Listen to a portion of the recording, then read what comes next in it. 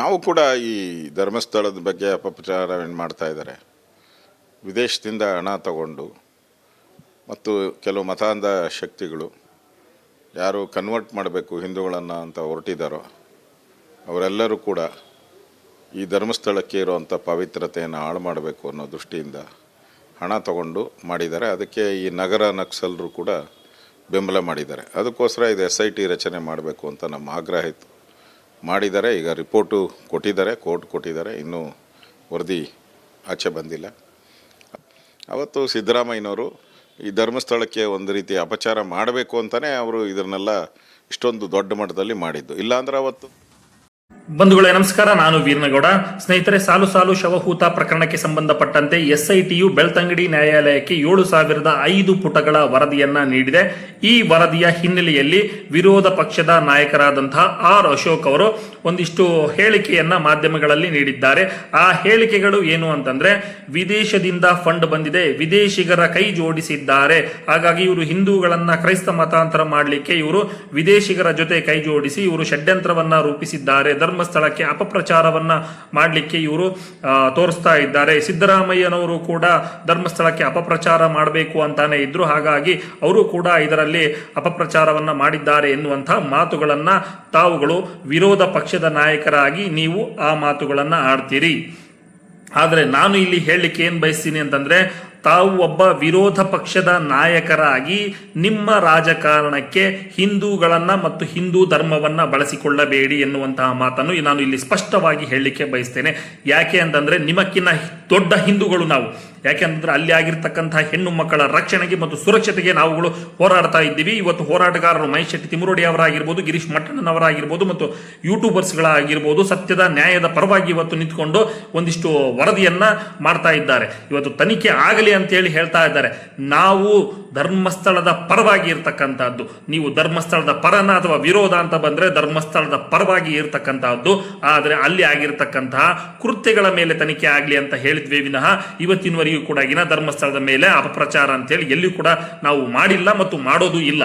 ನಾವು ಧರ್ಮಸ್ಥಳದ ಪರವಾಗಿದ್ದೇವೆ. ಮಂಜುನಾಥ ನಮ್ಮದು, ಅಣ್ಣಪ್ಪ ನಮ್ಮದು ಅನ್ನುವಂಥ ಒಂದು ದೃಷ್ಟಿಯಿಂದ ಮಂಜುನಾಥ ಅಣ್ಣಪ್ಪನೇ ಸ್ವತಃ ನಮ್ಮನ್ನು ಕಳಿಸಿದ್ದಾನೆ.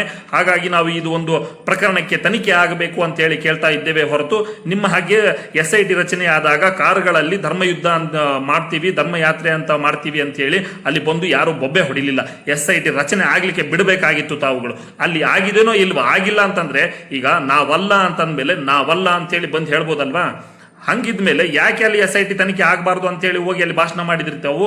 ಧರ್ಮಯಾತ್ರೆ ಮಾಡೋದಾದ್ರೆ ಧರ್ಮಯಾತ್ರೆ ಮಾಡಬೇಕಾಗಿತ್ತು. ಅಲ್ಲಿ ಹೋಗಿ ಧರ್ಮಯಾತ್ರೆಯ ಒಂದು ಉದ್ದೇಶವನ್ನ ಇಟ್ಟುಕೊಂಡು ಅಲ್ಲಿ ಹೋಗಿ ನೀವು ಮಾಡಿದಾದ್ರೂ ಏನು SIT ತನಿಖೆ ರಾಂಗ್ ಆಗಿದೆ ಈ ರೀತಿಯಾದಂತಹ ಮಾತುಗಳನ್ನೆಲ್ಲ ಮಾತಾಡಿದ್ರಿ. ನೀವು ಹಿಂದೂಗಳ ವಿರುದ್ಧ ಷಡ್ಯಂತ್ರ ಅಂತ ಹೇಳಿ ಮಾತಾಡಿದ್ರಿ. SIT ದುರುದ್ದೇಶ ಪೂರ್ವಕವಾಗಿ ಇದು SIT ತನಿಖೆ ಆಗಬಾರ್ದು ಅಂತ ಹೇಳಿ ಮಾತಾಡಿದ್ರಿ. ಆದ್ರೆ ತನಿಖೆ ಆಗ್ಲಿ, ಸತ್ಯ ಹೊರಬರ್ಲಿ ಅಂತ ಹೇಳಿ ತಾವುಗಳು ಯಾರು ಮಾತಾಡ್ಲಿಲ್ಲ. ಈಗ 98 ಪ್ರಾಪರ್ಟಿಗಳನ್ನ SIT ನ್ಯಾಯಾಲಯಕ್ಕೆ ಕೊಟ್ಟಿದೆ. 98 ಮೆಟೀರಿಯಲ್ ಎವಿಡೆನ್ಸ್ ಅಂತ ಹೇಳಿ ಕರೀತಾರೆ. ಮೆಟೀರಿಯಲ್ ಎವಿಡೆನ್ಸ್ ಅಂದ್ರೆ ಮೂಳೆಗಳು ಮತ್ತು ಹಾರ್ಡ್ ಡಿಸ್ಕು ಮತ್ತು 7,005 ಪುಟಗಳು, ಇನ್ನಿತರೆ ಮೆಟೀರಿಯಲ್ ಎವಿಡೆನ್ಸ್ ಅಂದ್ರೆ ಅಲ್ಲಿ ಮಣ್ಣಾಗಿರ್ಬೋದು ಅಥವಾ ಮೂಳೆಗಳಾಗಿರ್ಬೋದು, ಇನ್ನಿತರೆ ವಸ್ತುಗಳು ಸೇರಿದಂತೆ 98 ಪ್ರಾಪರ್ಟಿಗಳನ್ನ SITಯು ಬೆಳ್ತಂಗಡಿ ನ್ಯಾಯಾಲಯಕ್ಕೆ ಸಲ್ಲಿಸಿದೆ. ಬಂಗ್ಲೆಗುಡ್ಡೆಯಲ್ಲಿ ಸಿಕ್ಕಿರ್ತಕ್ಕಂತಹ ಮೂಳೆಗಳು ಮತ್ತು ಬುರುಡೆಗಳು ಏನಿದ್ದಾವೆ ಅದು ಹಿಂಸಾತ್ಮಕವಾಗಿ ಕೂಡಿವೆ ಎನ್ನುವಂತಹದ್ದು ಕೂಡ BLR ಪೋಸ್ಟ್ ವರದಿ ಮಾಡಿದೆ. ಹಿಂಸೆಯಿಂದ ಕೂಡಿದೆ ಎನ್ನುವಂತಹದ್ದು. ಹಾಗಾದ್ರೆ ಅದನ್ನು ಕೊಂದವರು ಯಾರು? ಆ ಮೇಲೆ ಬಂಗ್ಲೆಗುಡ್ಡ ಪ್ರದೇಶ ಏನಿದೆ ಅದು ಅಪರಾಧಿಕ ಕೃತ್ಯ ಅಂತನೂ ಕೂಡ SIT ವರದಿ ಮಾಡಿದೆ. ಹಾಗಾದ್ರೆ ಅಲ್ಲಿ ಆ ಅಪರಾಧಿಕ ಕೃತ್ಯದ ಸ್ಥಳದಲ್ಲಿ ಅಲ್ಲಿ ಹೋಗಿ ಯಾರು ಆ ಮೂಳೆಗಳನ್ನ ಎಸ್ತರು, ಅಲ್ಲಿ ಯಾರು ಕೊಂದ್ರು ಅನ್ನುವಂಥದ್ದು ಬೇಕಲ್ವಾ? ಅದನ್ನು ನಾವು ಕೇಳ್ತಾ ಇಲ್ಲ. ಅಲ್ಲಿ ನೂರಾರು ಹೆಣ್ಣು ಮಕ್ಕಳ ಜೀವನ ಇದೆ. ಹಾಗಾಗಿ ಅವ್ರಿಗೆಲ್ಲರಿಗೂ ನ್ಯಾಯ ಸಿಗಬೇಕು ಅನ್ನುವಂತಹ ಕಾರಣಕ್ಕೆ ಒಂದು ಮಹಿಳೆಯರ ಸುರಕ್ಷತೆಗೋಸ್ಕರಾಗಿನ ಅಲ್ಲಿ ಇರ್ತಕ್ಕಂಥವ್ರು ಹೋರಾಟ ಮಾಡ್ತಾ ಇರತಕ್ಕಂಥದ್ದು. ಇವತ್ತು ನನಗೆ ಆಗ್ಬೇಕು ನಿಮಗೆ ಆಗ್ಬೇಕು ಅನ್ನುವಂತಹ ಕಾಲದಲ್ಲಿ ಗಿರೀಶ್ ಮಟ್ಟಣ್ಣವರು ಡೆಲ್ಲಿ ಸುಪ್ರೀಂ ಕೋರ್ಟಿಗೆ ಹೋಗಿ ಸೌಜನ್ಯ ವರದಿ ಏನಾಯ್ತು ಅಂತ ಹೇಳಿ ಮಾಡ್ತಾರೆ. ಇವರೇನು ರಾಜ್ಯಾಧ್ಯಕ್ಷರು BY ವಿಜಯೇಂದ್ರ ಅವರು ನಾವು ಸುಪ್ರೀಂ ಕೋರ್ಟ್ಗೆ ಹೋಗಿ ಅಂತೇಳಿ ಸೌಜನ್ಯ ಮನೆಗೆ ಹೋಗಿ ಸುಪ್ರೀಂ ಕೋರ್ಟ್ಗೆ ಹೋಗಿ ನಾವುಗಳು ಅದನ್ನ ವೆಚ್ಚವನ್ನ ಭರಿಸ್ತೀವಿ, ವಕೀಲರ ವೆಚ್ಚವನ್ನ ಭರಿಸ್ತೀವಿ ಅಂತ ಹೇಳಿದ್ರಲ್ಲ. ನಿಮ್ಮದೇ CBI ಮತ್ತು ರಾಜ್ಯ ಸರ್ಕಾರ CID ಮತ್ತು CBI ಏನ್ ಹೇಳಿದೆ ಗೊತ್ತೇನ್ರಿ? ಮರು ತನಿಖೆ ಆಗಬಾರದು ಅಂತ ಹೇಳಿದೆ. ಮರು ತನಿಖೆ ಆಗೋಕೆ ಏನಂತ ಅಫಿಡವಿಟ್ ಕೊಟ್ಟಿದೆ ಗೊತ್ತಾ? ಇಲ್ಲಿ ಸಿಬ್ಬಂದಿ ಕೊರತೆ ಇದೆ, ಮತ್ತು ಯಾವುದು ಹಣದ ಅಭಾವ ಅಂತ ಹೇಳಿ ಕೊಟ್ಟಿದೆ. ನಾವೇ ಹಾಕ್ತೀವಿ 100 500 ರೂಪಾಯಿ ಹಾಕ್ತೀವಿ, 100 ತನಿಖೆ ಮಾಡುವಷ್ಟು ಹಣ ಹಾಕ್ತೀವಿ. ಬುಲೆಟ್ ಪ್ರೂಫ್ ಕಾರಲ್ಲಿ ಓಡಾಡ್ತಾರೆ, ಮರು ತನಿಖೆ ಆಗಲಿಕ್ಕೆ ಹಣದ ಕೊರತೆ ಅಂತೆ, ಸಿಬ್ಬಂದಿಯ ಕೊರತೆ ಮತ್ತು ಬಜೆಟ್ ಕೊರತೆ. ಇಂತಹ ಒಬ್ಬ ಹೆಣ್ಣು ಮಗಳ ಮೇಲಾದಂತಹ ಅಮಾನವೀಯ ಕೃತ್ಯದ ಮರು ತನಿಖೆ ಮಾಡ್ರಿ ಅಂತ ಹೇಳಿ ಸುಪ್ರೀಂ ಕೋರ್ಟ್ಗೆ ಹೋದ್ರೆ, ಅದೇ ಸುಪ್ರೀಂ ಕೋರ್ಟ್ ಅಲ್ಲಿ CBI ಮತ್ತು CID ಸಿಬ್ಬಂದಿಯ ಕೊರತೆ ಮತ್ತು ಬಜೆಟ್ ಕೊರತೆ ಅಂತ ಹೇಳಿ ಹಾಕಿದೆ. ನಿಮ್ಮ ಜನ್ಮಕ್ಕಿಷ್ಟು. ಇದು ನಡೆದಿರ್ತಕ್ಕಂಥದ್ದು.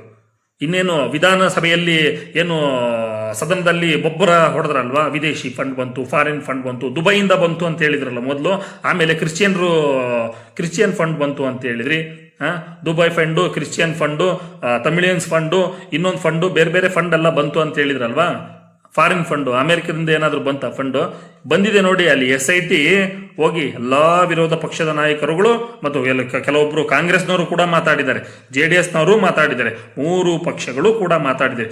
ಎಲ್ಲರೂ ಕೂಡ ಬನ್ನಿ, ಯಾರ್ಯಾರು ವಿದೇಶಿ ಫಂಡು ಅಂತೇಳಿ 3 ಪಕ್ಷದಲ್ಲಿ ಇರ್ತಕ್ಕಂಥವ್ರು ಯಾರ್ಯಾರೆಲ್ಲ ವಿದೇಶಿ ಫಂಡ್ ಬಂದಿದೆ, ಇದು ಷಡ್ಯಂತ್ರ ಅಂತ ಹೇಳಿದಿರಲ್ವಾ, ತಾವುಗಳು 3 ಪಕ್ಷದವ್ರು ಬನ್ನಿ.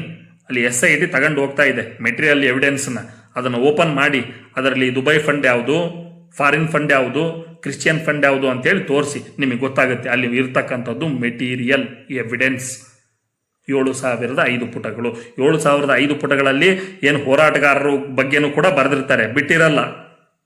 ಯಾಕಂತಂದ್ರೆ ಚಿನ್ನಯ್ಯನ ಏನ್ ಮಾಡಿದ, ಹೆದರಿಸಿದರೋ ಬೆದರಿಸಿದರೋ ಏನೋ ಇನ್ನೊಂದೋ ಮತ್ತೊಂದೋ ಅದು ತನಿಖೆಯಲ್ಲಿ ಗೊತ್ತಾಗುತ್ತೆ. ಆದರೆ ಅವ್ರ ಬಗ್ಗೆನೂ ಬರೆದಿರ್ತಾರೆ.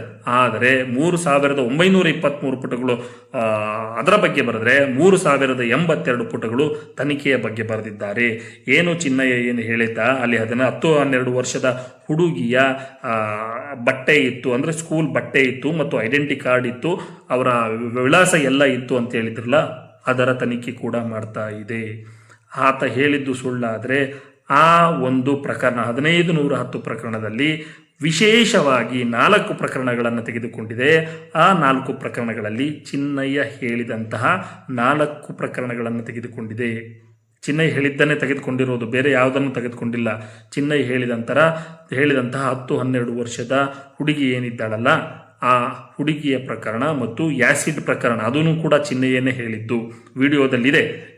ಯೂಟ್ಯೂಬ್ ಮಾಧ್ಯಮಗಳಲ್ಲಿ ಏನು ಹೇಳಿಕೆ ಕೊಟ್ಟಿದ್ದಾನೆ ಅದು ಕೂಡ ಆ್ಯಸಿಡ್ ದಾಳಿ ಪ್ರಕರಣ. ಅದು ಕೂಡ ಏನು ಮಂಗಳೂರು ನಂದಿ ಬೆಟ್ಟ ಗುಡ್ಡದಲ್ಲಿ ಗುತ್ತಿಗೆದಾರರ ಮುಖಾಂತರ ಉಗಿಯಲಾಯಿತು ಅಂತ ಹೇಳಿದ್ರಲ್ಲ, ಆ ಪ್ರಕರಣ ಕೂಡ ತೆಗೆದುಕೊಂಡಿದೆ. ಇನ್ನೊಂದು ರೂಮ್ ಅಂದರೆ ಲಾಡ್ಜ್ನಲ್ಲಿ ಏನು ಮಹಿಳೆಗೆ ಬಟ್ಟೆ ತುರುಕಿ ಏನು ಹತ್ಯೆ ಮಾಡಲಾಯಿತು ಎನ್ನುವಂತಹ ಪ್ರಕರಣ ಅದನ್ನು ಕೂಡ ತೆಗೆದುಕೊಂಡಿದೆ. ಹಾಗಾಗಿ ನೀವು ಯಾರೆಲ್ಲ ಸದನದಲ್ಲಿ ಬೊಬ್ಬೆ ಹೊಡೆದ್ರಲ್ವಾ, ಕಾರ್ಕಳ ಶಾಸಕ ಸುನಿಲ್ ಕುಮಾರ್ ಅವರಾಗಿರ್ಬೋದು ಮತ್ತು ಸುರೇಶ್ ಕುಮಾರ್ ಅವರಾಗಿರ್ಬೋದು ಮತ್ತು ಏನು ಚಕ್ರವರ್ತಿ ಸೂಲಿಬೆಲೆ ಆಗಿರ್ಬೋದು, ಏನು power TV Rakesh Shetty, blackmailer Rakesh Shetty ಆಗಿರ್ಬೋದು, ಇನ್ನು ಇವು ಮೊನ್ನೆ ಯತ್ನಾಳ್ ಕೂಡ ಅವರು ಮಾತಾಡಿದ್ರು, ಇದು ಕೂಡ ಇದು ಷಡ್ಯಂತ್ರ, ಯಾರು ನಗರನ ಇದು ಹಿಂದೂ ಕ್ರಿಶ್ಚಿಯನ್ ಕನ್ವರ್ಟ್ ಮಾಡ್ತಕ್ಕಂಥವ್ರು ಇವರು ಅಂತೇಳಿ ಅವರು ಕೂಡ ಮಾತಾಡಿದ್ರು. ಅದಲ್ಲದೆ ಏನು ವಸಂತ್ ಗಿಳಿಯಾರ್, ಎಂಜಲ್ ಗಿರಾಕಿ ವಸಂತ್ ಗಿಳಿಯಾರ್ ಆಗಿರ್ಬೋದು, ಕೀರ್ತಿ ಆಗಿರ್ಬೋದು, ತದನಂತರವಾಗಿ ಏನು BY ವಿಜಯೇಂದ್ರ ಅವರಾಗಿರ್ಬೋದು, ಅಲ್ಲದೇನೆ ಇನ್ನುಳಿದಂತೆ ETC ಅನೇಕರು ಏನು ವಿದೇಶಿ ಫಂಡ್ ಷಡ್ಯಂತ್ರ ಅಂತ ಹೇಳಿದ್ರಲ್ವಾ, 120 ಗಂಟೆಗಳ ಕಾಲ, 100 ಗಂಟೆಗಳು ಅಧಿಕ ಕಾಲ ತನಿಖೆ ಮಾಡಿದ್ದಾರೆ. ವಿದೇಶಿ ಫಂಡ್ ಅಂದಾಕ್ಷಣ ಅವರ ಮೊಬೈಲ್ಗಳನ್ನು ರಿಟ್ರೈವ್ ಮಾಡಿದ್ದಾರೆ, ಎಲ್ಲದೂ ಮಾಡಿದ್ದಾರೆ. ಅವರನ್ನು 100 ಗಂಟೆಗಳ ಅಧಿಕ ಕಾಲ ಅವರನ್ನು ವಿಚಾರಣೆ ಮಾಡಿದ್ದಾರೆ. ಎಲ್ಲಿಯೂ ಕೂಡ ವಿದೇಶದಿಂದ 1 ರೂಪಾಯಿ ಕೂಡ ಫಾರಿನ್ ಫಂಡ್ ಬಂದಿಲ್ಲ. ಇವರೇ ಹಾಕಿರ್ತಕ್ಕಂಥದ್ದು ಚಿನ್ನಯ್ಯನ ಫ್ಯಾಮಿಲಿಗೆ ಏನು 5,000 ಏನು ಹಾಕಿದ್ದಾರೆ. ಈ ಕಷ್ಟ ಇದೆ, ನನಗೆ ಹಾಸ್ಪಿಟ್ಲಲ್ಲಿ ಇದ್ದೀವಿ ಅಂತೇಳಿ ಅವರು ಫೋನ್ ಮಾಡಿದಾಗ 5,000 ಏನು ಇವ್ರ ಅಕೌಂಟಿಂದ ಹಾಕಿರ್ತಕ್ಕಂಥದ್ದು. ಅದು ಬಿಟ್ಟರೆ ಇನ್ನು ಬೇರೆ ಯಾವೂ ಸಿಕ್ಕಿಲ್ಲ. ಆದರೆ ವಿದೇಶದಿಂದ ಫಂಡ್ ಅಂತೂ ಯಾವ 1 ರೂಪಾಯಿ ಕೂಡ ಸಿಕ್ಕಿಲ್ಲ. ನಿಮ್ಮದೇ ಕೇಂದ್ರ ಸರ್ಕಾರದಲ್ಲಿ 13 ವರ್ಷ ಆಯಿತು ಇದ್ದಾರಲ್ವಾ, ಅಮಿತ್ ಶಾ ಇದ್ದಾರೆ, ವಿಶ್ವಗುರು ಇದ್ದಾರೆ, ನಂತರದಲ್ಲಿ ಗೃಹ ಮಂತ್ರಿಗಳು ಅಮಿತ್ ಶಾ ಅವರು ಇದ್ದಾರೆ. ನೀವೆಲ್ಲ ಕೇಂದ್ರ ಸರ್ಕಾರದಲ್ಲಿ ಇರ್ತಕ್ಕಂಥವ್ರು. ವಿದೇಶಿ ಫಂಡ್ ಬಂತಂದ್ರೆ ಅದು ಗೊತ್ತಿರ್ಲಾರ್ದಂಗೆ ಬರಲ್ರಿ, ಅದು ಗೊತ್ತಾಗ್ಬಿಡುತ್ತೆ, ಇಮಿಡಿಯೇಟ್ಲಿ ಗೊತ್ತಾಗುತ್ತೆ. ವಿದೇಶಿ ಫಂಡ್ ಬಂದ್ರೆ ಅದೇನು ಬಹಳಷ್ಟು ಸಮಯ ಹಿಡಿಯೋದಿಲ್ಲ. ಯಾಕೆ ಸುಳ್ಳು ಮಾತಾಡ್ತೀರಾ? ಯಾಕೆ ಈ ರೀತಿಯಾಗಿ ಮಾತನಾಡ್ತಾ ಇದ್ದೀರ ತಾವುಗಳು? ನಿಮ್ಮ ರಾಜಕಾರಣಿಗಳಿಗೆ, ನಿಮ್ಮ ರಾಜಕೀಯಕ್ಕೆ ಹಿಂದೂಗಳನ್ನ ಮತ್ತು ಹಿಂದೂ ಧರ್ಮವನ್ನ ಯಾಕ್ರಿ ಬಳಸ್ಕೊಳ್ತಾ ಇದ್ದೀರಾ? ನಿಜವಾಗ್ಲೂ ಧರ್ಮಸ್ಥಳಕ್ಕೆ ಅಪಪ್ರಚಾರ ಆಗ್ತಕ್ಕಂಥದ್ದು ನಿಮ್ಮಂಥವರಿಂದ ಆಗ್ತಾ ಇರತಕ್ಕಂಥದ್ದು. ಅಲ್ಲಿ ಮೆಟೀರಿಯಲ್ ಎವಿಡೆನ್ಸ್ ಇದೆ, 7,005 ಫೋಟೋಗಳ ವರದಿ ಇದೆ. ಆಯ್ತು, ಈಗ ನಿಮ್ಮ ಪ್ರಕಾರ ಷಡ್ಯಂತ್ರ ಅಂದ್ರೆ ಏನು? ಈಗ ಷಡ್ಯಂತ್ರ ಅಂತಂದ್ರೆ ಈಗ ಬುರುಡೆ ಏನಿದೆ ಅಲ್ವಾ, ಅದು ಫೈಬರ್ದಾಗಿದ್ರೆ ಅದು ಗೊತ್ತಾಗ್ಬಿಡುತ್ತೆ ಆಲ್ರೆಡಿ ಎಸ್ಐಟಿ ಅವ್ರಿಗೆ ಯಾವ ಬುರುಡೆ ತಂದು ಕೊಟ್ಟಿದ್ದಾರೆ ಅಂತೇಳಿ. ನೀವು ಫೈಬರ್ ಬುರುಡೆಯನ್ನ ತಂದು ಕೊಟ್ಟಿದ್ರೆ ಅದು ಷಡ್ಯಂತ್ರ ಆಗ್ತಾ ಇತ್ತು, ಅಥವಾ ಲ್ಯಾಬಿಂದ ಏನಾದರೂ ಬುರುಡೆ ತಂದಿದ್ರೆ ಅದು ಷಡ್ಯಂತ್ರ ಆಗ್ತಾ ಇತ್ತು, ಅಥವಾ ಸ್ಮಶಾನದಿಂದ ಯೂರಿಯಾ ಹೋಗ್ಬಿಟ್ಟು ಅಗದ್ಕೊಂಬ ಬಂದ್ಬಿಟ್ಟು ಅದನ್ನ ತಂದಿದ್ರೆ ಅದು ಷಡ್ಯಂತ್ರ ಆಗ್ತಾ ಇತ್ತು. ಅವ್ಯಾವು ಕೂಡ ಅಲ್ಲ. ಇವರು ತಂದಿರ್ತಕ್ಕಂಥದ್ದು ಅಲ್ಲಿಗೆ ಇರ್ತಕ್ಕಂತಹ ಬುರುಡೆಯನ್ನ ಮೆಟೀರಿಯಲ್ ಎವಿಡೆನ್ಸ್ ಅಂತೇಳಿ ಕರೀತಾರೆ. ಅದನ್ನ ಮೆಟೀರಿಯಲ್ ಎವಿಡೆನ್ಸ್ ಅದನ್ನ ಕೊಟ್ಟಿದ್ದಾರೆ. ಅದರ ಮಣ್ಣನ್ನು ಕೂಡ ಕೊಟ್ಟಿದ್ದಾರೆ. ಈ SIT ಕೂಡ ತನಿಖೆ ಮಾಡಿದೆ. ಆ ಮಣ್ಣು ಕೂಡ ಸ್ಯಾಂಪಲ್ ಅನ್ನ ತನಿಖೆ ಮಾಡಿದೆ. ಅದು ಬಂಗ್ಲೆಗುಡ್ಡೆ ಪ್ರದೇಶದ್ದೋ ಅಥವಾ ಅಲ್ಲಿಯ ಸ್ಥಳದ್ದೋ ಅಥವಾ ಧರ್ಮಸ್ಥಳ ಪ್ರದೇಶದ್ದೋ ಅಥವಾ ಇನ್ಯಾವುದು ಹೊರ ರಾಜ್ಯದ್ದೋ ಅಂತೇಳಿ ಅದು ಕೂಡ ಎಲ್ಲವನ್ನ ತನಿಖೆ ಮಾಡಿದೆ. ಹಾಗಾಗಿ ಸುಮ್ಮನೆ ಬುರುಡೆಯನ್ನ ಕೊಟ್ಟಿಲ್ಲ. ಅದು ನಿಜವಾದಂತಹ ನೊಂದಂತಹ ಬುರುಡೆ ಆಗಿರ್ಬೋದು, ಅಥವಾ ಸತ್ಯದ ಬುರುಡೆ ಆಗಿರ್ಬೋದು, ಅಥವಾ ಇನ್ಯಾವುದೇ ಬುರುಡೆ ಆಗಿರ್ಬೋದು, ಆ ಒಂದು ಬುರುಡೆಯನ್ನ ಮೆಟೀರಿಯಲ್ ಎವಿಡೆನ್ಸ್ ಆಗಿ ಕೊಟ್ಟಿದ್ದಾರೆ. ಹಿಂಸೆಯಿಂದ ಕೂಡಿದೆ ಅಂತೇಳಿ ರಿಪೋರ್ಟ್ ಬಂದಿದೆ. ಅಲ್ಲದೇನೆ 73 ನಾಪತ್ತೆ ಪ್ರಕರಣಗಳು ಬಂದಿವೆ. ಇಲ್ಲಿ ನಮ್ಮ ಕರ್ನಾಟಕ ರಾಜ್ಯ ಮತ್ತು ಕೇರಳ ಮತ್ತು ತಮಿಳುನಾಡಿಂದನೂ ಕೂಡ ಒಂದಿಷ್ಟು ನಾಪತ್ತೆ ಪ್ರಕರಣಗಳು ಬಂದು SITಯಲ್ಲಿ ರಿಜಿಸ್ಟರ್ ಮಾಡಿ ಹೋಗಿದ್ದಾರೆ. ಅದರಲ್ಲಿ ಕೆಲವೊಂದು DNA ಕೂಡ ಮ್ಯಾಚ್ ಆಗಿದೆ ಎನ್ನುವಂತಹ ಮಾಹಿತಿ ಬಂದಿದೆ. ಗಿರೀಶ್ ಮಟ್ಟಣ್ಣ ಅವರು ಏನು ತನಿಖೆಯನ್ನ ಎದುರಿಸಬೇಕಾಗಿರ್ತಕ್ಕಂಥ ಸಂದರ್ಭದಲ್ಲಿ ತನಿಖೆಯಲ್ಲಿ ಹೋದಾಗ ಆ ವಿಷಯ ಗೊತ್ತಾಗಿರ್ತಕ್ಕಂಥದ್ದು. ಏನು ಕಾಣೆಯಾಗಿದ್ದಾರೆ ಮತ್ತು ಅಲ್ಲಿ ಅಸ್ಥಿಪಂಜರಗಳು ಸಿಕ್ಕಿದ್ದಾವೆ, ಅವರಿಗೂ ಮತ್ತು ಏನು ಕಾಣೆಯಾದಂತಹ ವ್ಯಕ್ತಿಗಳಿಗೂ DNA ಮ್ಯಾಚ್ ಆಗಿದೆ ಎನ್ನುವಂತಹದ್ದು. ಹಂಗಂದ್ರೆ ಅವರು ಕುಟುಂಬಸ್ಥರಿಗೆ ಆ ಅಸ್ಥಿಪಂಜರಗಳು ಸಿಕ್ಕು ಅಂತಾದಲ್ವಾ. ಹಾಗಾಗಿ ಇಂಥವ ಒಂದು ನ್ಯಾಯ ಸಿಗಬೇಕು ಅನ್ನುವಂತಹ ಹೋರಾಟಕ್ಕೆ ನಾವು ಇಳಿದಿರ್ತಕ್ಕಂಥದ್ದು. ಆಮೇಲೆ ಇನ್ನೊಂದು ಹೇಳ್ತೀನಿ, ಈ ಈಗ ಒಂದು 6 ತಿಂಗಳ ಹಿಂದೆನೇ ಈಗ ಆಲ್ರೆಡಿ ಚಾರ್ಜ್ ಶೀಟ್ ಸಲ್ಲಿಕೆ ಆಯಿತು ಅಂತೇಳಿ ಎಲ್ಲ ಮಾಧ್ಯಮಗಳಲ್ಲಿ ಮತ್ತು ವಿರೋಧ ಪಕ್ಷಗಳು ಮತ್ತು ಎಲ್ಲ ಮಾಧ್ಯಮಗಳು ಮತ್ತು ವಿರೋಧ ಪಕ್ಷಗಳು ಸೇರಿದಂತೆ ಹಲವಾರು ಜನ ಯೂಟ್ಯೂಬ್ಗಳಲ್ಲಿ, ಫೇಸ್ಬುಕ್ಗಳಲ್ಲಿ ಅತ್ಯಾಚಾರಿ ಗ್ಯಾಂಗ್ಗಳಂತೂ ಅವು ಎಲ್ಲ ಫೇಕ್ ಡಾಕ್ಯುಮೆಂಟ್ಗಳನ್ನು ಕ್ರಿಯೇಟ್ ಮಾಡಿ ಒಂದಿಷ್ಟು ಪೋಸ್ಟ್ಗಳನ್ನು ರೆಡಿ ಮಾಡಿ ಚಾರ್ಜ್ ಶೀಟ್ ಸಲ್ಲಿಕೆ ಆಯಿತು ಅಂತಂದ್ರಲ್ಲ. ಹಾಗಾದ್ರೆ ಮೊನ್ನೆ ಸಲ್ಲಿಕೆ ಆಗಿದ್ದೇನ್ರಪ್ಪ ಅಂಕಾದ್ರೆ? ಮೊನ್ನೆ ಸಲ್ಲಿಕೆ ಆಗಿದ್ದೇನಂಕಾದ್ರೆ ಹಾಗೆ ಯಾಕೆ ಸುಳ್ಳು ಹೇಳಿದ್ರಿ? ಯಾಕೆ ಸುಳ್ಳು ಹೇಳಿದ್ರಿ? ಚಾರ್ಜ್ ಶೀಟ್ ಸಲ್ಲಿಕೆ ಆಯಿತು ಅಂತ ಹೇಳಿದ್ರಲ್ವಾ, ಮತ್ತೆ ಮೊನ್ನೆ ವರದಿ ಸಲ್ಲಿಕೆ ಆಗಿದ್ದೇನು? 6 ತಿಂಗಳ ಹಿಂದೆನೆ ಬೊಬ್ಬೆ ಹೊಡೆದ್ರಲ್ಲ ಎಲ್ಲರೂ. ಆರೋಪ ಇದು ಅಂತಿಮ ಪಟ್ಟಿ ಸಲ್ಲಿಕೆ ಆಯಿತು, ಚಾರ್ಜ್ ಶೀಟ್ ಸಲ್ಲಿಕೆ ಆಯಿತು, ಇನ್ನೇನು ಆರೋಪಿಗಳು ಒಳಗೆ ಹೋದ್ರು ಅಂತ ಹೇಳಿದ್ರಲ್ವಾ. ನಿಮ್ಮ ಒಂದೊಂದೇ ಬಂಡವಾಳ ಮತ್ತು ಬಯಲಾಟ ಎಲ್ಲ ಕೂಡ ಗೊತ್ತಾಗ.